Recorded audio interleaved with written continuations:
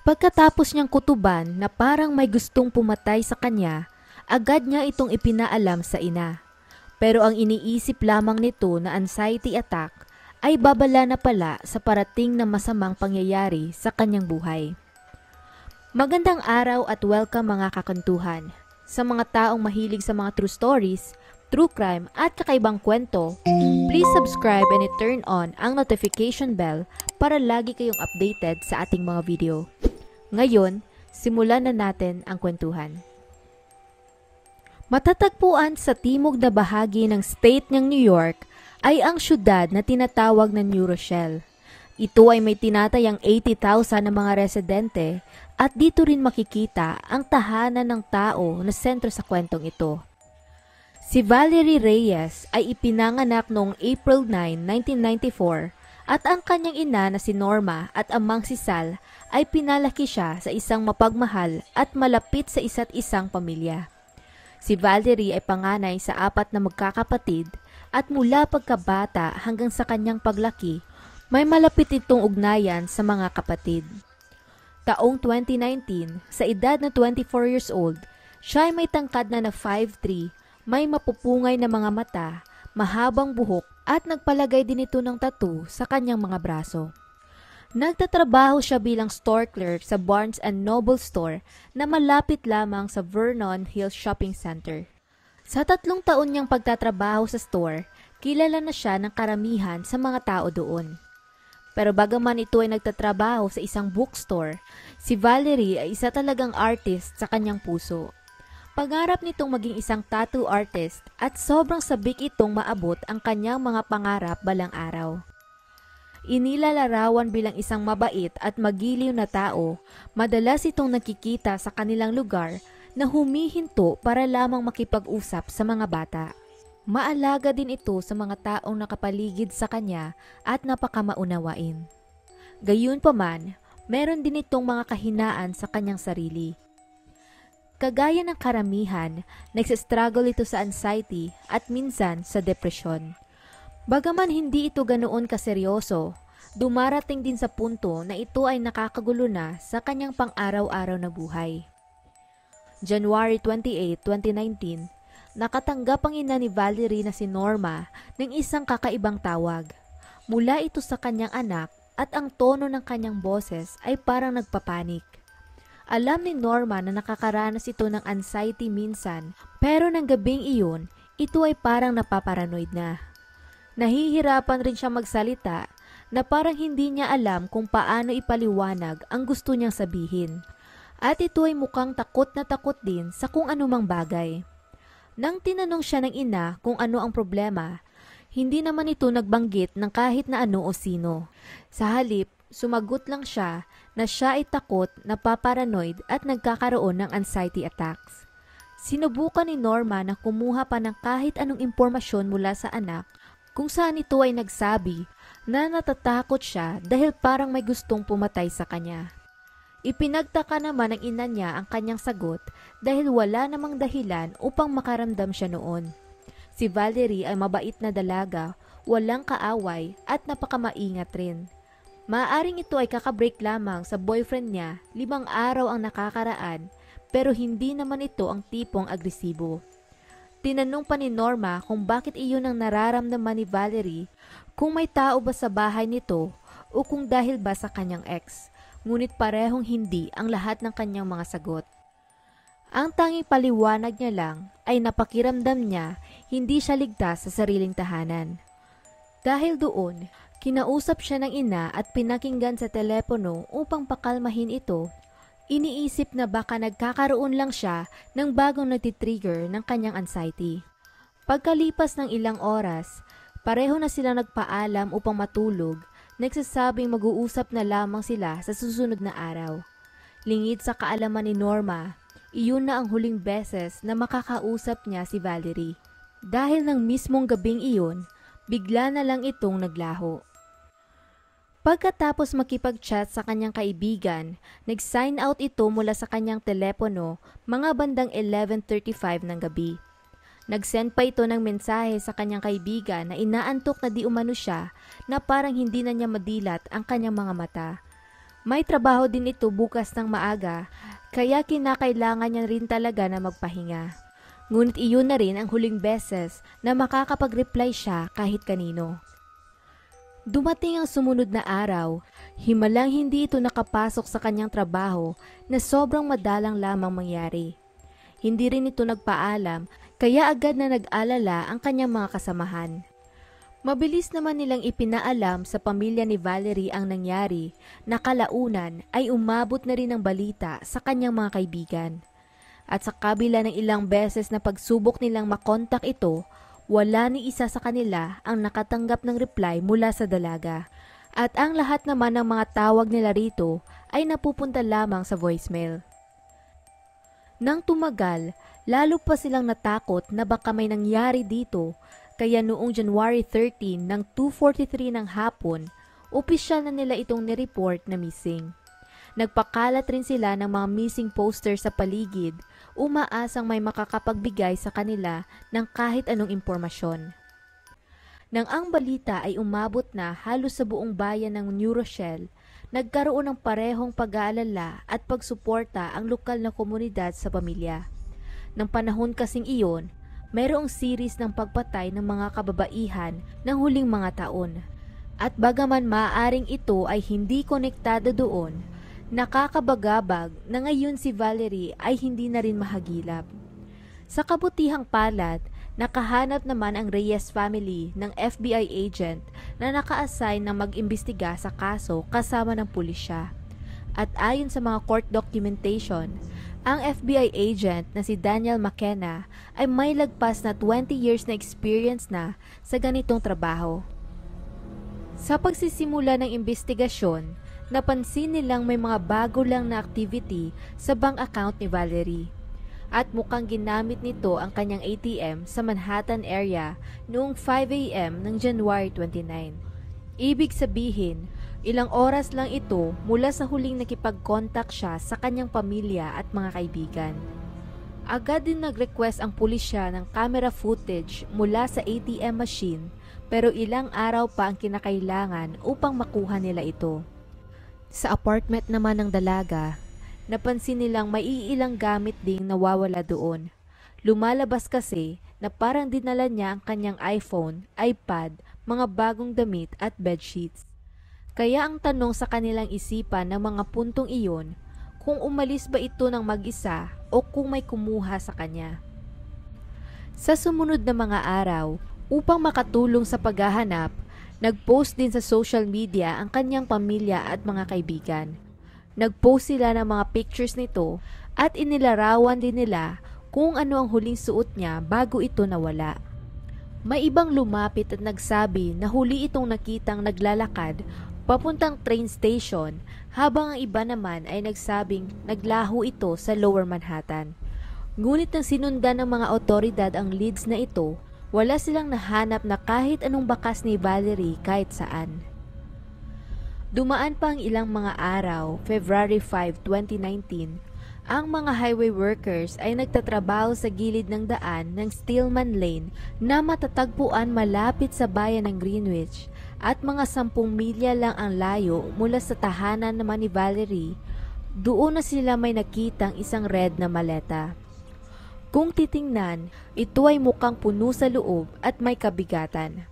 Dahil rin sa kanilang kuryosidad, nagpasya silang buksan ito at doon na bumungad sa kanila ang isang kakilakilabot na tanawin. Laman ng maletang iyon ay ang katawan ng isang babae. May suot itong damit pero ang kanyang blouse ay hindi nakabotones. Makikita rin ito ay may sugat sa kanyang ulo habang ang kanyang mga paa at kamay naman ay nakatali. Maliban pa roon, tinakpan rin ng ilang layers ng tape ang kanyang bibig.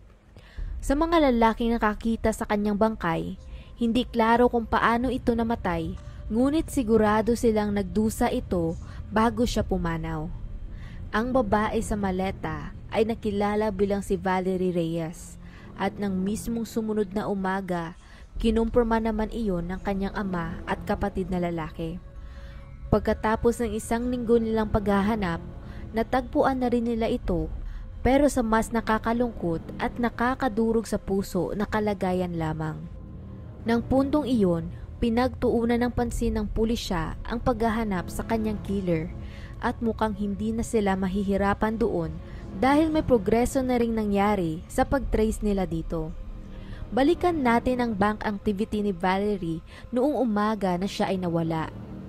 Ang transaksyon na ito ay isang cash withdrawal mula sa ATM machine na matatagpuan sa New Rochelle, kung saan nakita nila sa kamera doon na may isang lalaking nakasuot ng itim na pantalon at black na sapatos na lumabas mula sa Honda CR-V na kotse. Pagkatapos, nag-withdraw ito ng $1,000 sa bank account ng dalaga. Sa isa pang surveillance footage, malinaw rin na makikita ang license plate ng kanyang sasakyan na nang chinek ito ng pulisya sa system, natuklasan nilang isa itong rental vehicle mula sa isang kumpanya sa Flushing, New York. Pagkatapos nila makontak ang kumpanya, napag-alaman naman nila na ito ay nirentahan ng isang lalaking nagngangalang Javier De Silva. At sa isang pampihirang pagkakataon, ang lalaki palang ito ay ang dating karelasyon ni Valerie Reyes.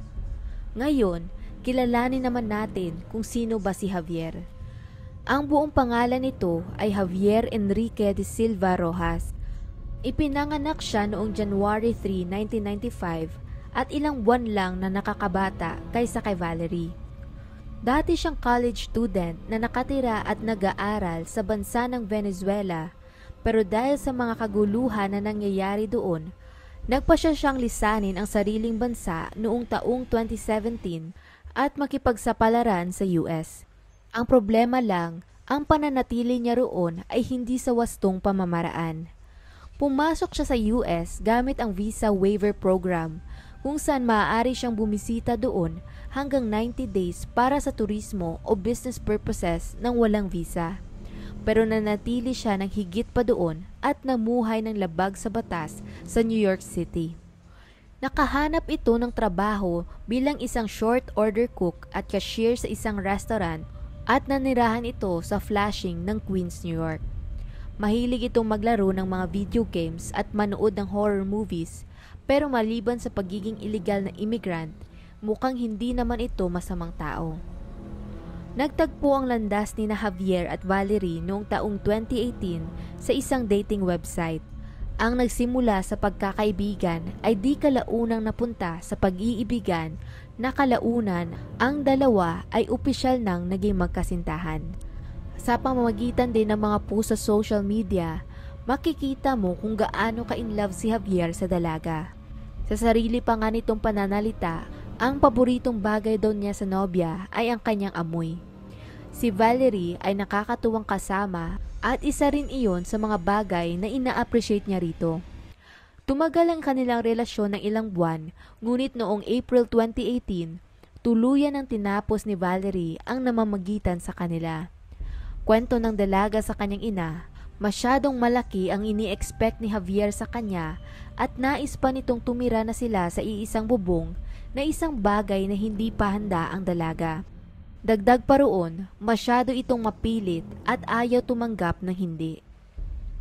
Gamit ang surveillance footage at ang natuklasan nilang personal na koneksyon kay Valerie, naging sapat na ito upang arestuhin siya ng pulisya at tanungin kung ano ang kinalaman niya sa nangyari sa dating nobya. February 11, 2019, inaresto nila ito sa kanyang apartment at mabilis naman itong nagsalita. Sa kanyang interogasyon, inamin niyang siya ang naglibing sa katawan nito, ngunit iginiit niyang aksidente lamang daw ang nangyari. Paliwanag niya, namatay daw ito nang huling beses nilang pakikipagtalik dahil nahulog di umano sila sa kama at nabasag ang kanyang ulo. Nawalan daw ito ng malay at hindi na gumagalaw kaya nagpanik siya. Sinubukan niya itong bigyan ng hangin pero hindi rin iyon gumana. Dagdag pa aniya, masamang tao daw siya at may nagawa siyang mali kaya hindi niya magawang tumawag ng pulisya dahil iniisip niyang sisisihin siya ng mga ito. Dahil hindi niya rin alam ang gagawin, pinili niyang ilibing ang katawan ng dating nobya. Siyempre, sa mga otoridad, hindi naman kapani-paniwala ang kanyang kwento. Dahil kung totoo ito, bakit pa niya kinakailangan itali ang mga kamay at paa ni Valerie at pagnakawan ang bank account nito? Sagot naman niya dito, hindi daw magkasya ang katawan ng dalaga sa maleta kaya niya itinali ang kamay at paa nito. Nang tinanong naman nila kung alam niyang mahahanap siya ng pulisya, tumango lamang ito at nagpaliwanag na kaya lang daw siya nag-withdraw ng pera sa bank account nito ay dahil gusto niyang mahuli. Gayunpaman, sa kabila ng kanyang mga palusot, may nakitang ibang motibo ang pulisya sa kanyang mga kilos. Nadiskubre nila na noong January 24, 4 na araw bago ang pagkawala ni Valerie, nag-text ito sa kanyang bagong nobya na nakita daw niya ang kanyang ex na nakikipagtalik sa kanilang kapitbahay. Pero ayaw na niyang magsalita pa, ngunit yun pala may iba na itong binabalak.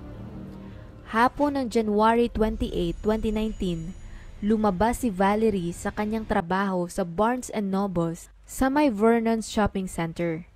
Kinagabihan, tumawag siya sa kanyang ina na si Norma na siya ay nakakaramdam ng kaba at anxiety. Nakakaramdam din di umano ito ng takot na parang may gustong pumatay sa kanya.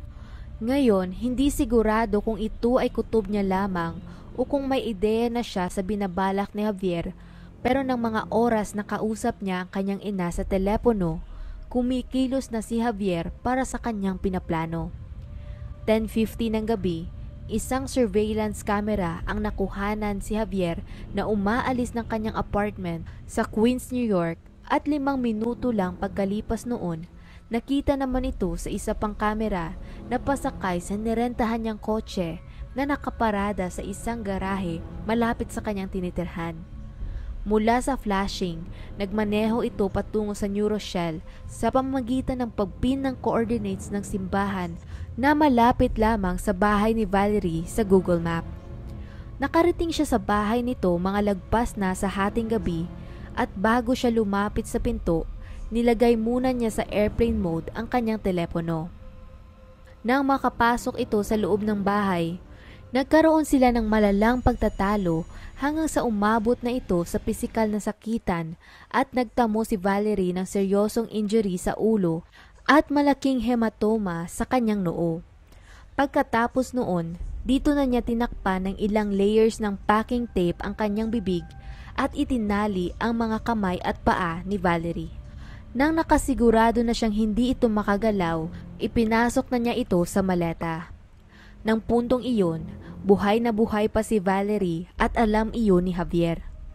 Pagkatapos maisara ang maleta, kinarga niya ito sa nirantahan niyang kotse at bandang 3:00 ng madaling araw, nakakuha ito ng access sa telepono ni Valerie sa pamamagitan ng paggamit ng kanyang fingerprint kung saan tiningnan niya ang mga pictures sa cellphone nito, notes at browsing history. Ilang segundo lang pagkatapos nun, nilagay niya rin ito sa airplane mode upang hindi na matrack pa. Gamit din ang kanyang fingerprint, nagawa niyang pasukin ang bank account nito na nasa kanyang cellphone at 30 minutes lang pagkalipas noon, doon na siya pumunta sa isang ATM machine upang mag-withdraw ng pera. Iyon ang punto na nakagawa si Javier ng pinakamalaki niyang pagkakamali sa kanyang plano. Pagkakamaling magreresulta sa kanyang pagkahuli dahil ang ATM machine na ito ay napapalibutan ng kamera. Pagkakuha ng pera, nagmaneho na ito patungo silangan sa Greenwich, binaba ang maleta na naglalaman ng katawan ni Valerie at itinapon ito sa gubat na ilang metro lang ang layo mula sa daanan. Pagkatapos noon, nakita ito sa surveillance footage na bumalik sa kanyang apartment mga bandang 9:43 na ng umaga, suot ang ibang damit. January 30, nireport ng pamilya ni Valerie ang pagkawala nito sa New Rochelle Police Department, habang si Javier naman ay muling nag-withdraw ng $1,000 sa bank account nito. Pinakarwash niya rin ang nirentahang kotse bago ito ibinalik sa rental company. Sa mga sumunod na araw, habang nagpapanik sa paghahanap ang pamilya ni Valerie sa kanya, patuloy namang kumuha si Javier ng pera sa account nito na umabot na sa $5,350 o 303,540 pesos. Binenta rin nito ang iPad ng dating nobya at bumili ng Apple monitor para sa kanyang sarili at isang bagong laptop. Pagkatapos noon, kumuha pa siya ng litrato, pinagmamalaki ang mga bago niyang biling gamit. Si Valerie ay hindi nahanap sa kabuuan ng 8 araw at kahit pa hindi natin alam kung hanggang kailan siya nabuhay doon, nakakakilabot isipin na ito ay nakulong sa loob ng maleta na kalaunan ay parang naging sarili niya na ring kabaong. February 5, 2019, dito na sa wakas natagpuan ang mga labi ni Valerie ng mga highway workers na nakapansin ng maleta sa loob ng gubat. Ang nakakalungkot lang, ang isa sa mga workers na ito ay kinuhanan pa ng litrato ang katawan ng dalaga at sinend ito sa kanyang mga kaibigan bago tumawag ng pulisya. Yung parehong worker din na ito ay natanggal sa trabaho pagkatapos noon. Nang si Javier ay naaresto, 6 na araw ang nakakalipas mula sa pagkakadiskubre ng bangkay ni Valerie. Natagpuan nila ang ATM card at driver's license ng dalaga sa wallet nito. May makikita rin silang DNA ni Javier sa maleta at maging sa pribadong bahagi ng katawan ni Valerie. Ayon pa sa autopsy report, ang dalaga ay namatay dahil sa homicidal asphyxiation o dahil sa kawalan ng hangin na naging dahilan na hindi ito makahinga. February 12, 2019, sinampahan na ng kasong kidnapping resulting in death si Javier De Silva at halos 1 taon ang lilipas. Noong February 5, 2020, nag-plead ito ng guilty para sa krimen kapalit ng 30 years lamang na pagkakakulong. September 2021, ito din ang natanggap niyang hatol mula sa korte. Pagkatapos ng paglilitis, nag-iwan naman ng victim impact statements ang pamilya ni Valerie kung saan ang kanyang ina ay nagpahayag ng kanyang saloobin. Sa kanyang salaysay, nagsabi ito na kailanman walang ina ang may nais na humarap sa isang kagimbal-gimbal na araw kagaya nito.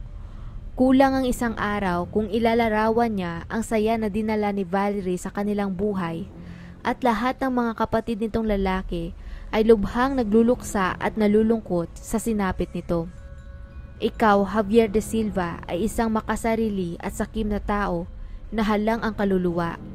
Ngayon, umaasa akong mahanap ni Valerie ang hustisyang nararapat niyang matanggap. Hindi maitatanggi na plinano talaga ni Javier na kidnapin at patayin ang dating nobya. Maliban pa doon, ginawa pa niya iyon sa isang brutal na paraan.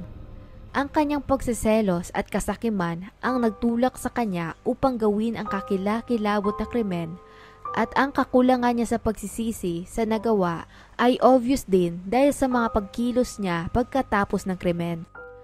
Dahil sa pagka-expire ng visa ni Javier, bago pa ang malungkot na trahedyang ito, humaharap ito sa agarang deportasyon pabalik ng Venezuela pagkalabas nito sa kulungan sa taong 2049. At hanggang dito na lang ang kwento natin para sa ngayon. Anong masasabi ninyo sa kasong ito? Kung nagustuhan nyo naman ang video na ito, maaari mong i-check ang ating channel para sa iba pang mga kwento. Muli, salamat sa inyong pakikinig at hanggang sa susunod mga kakwentuhan.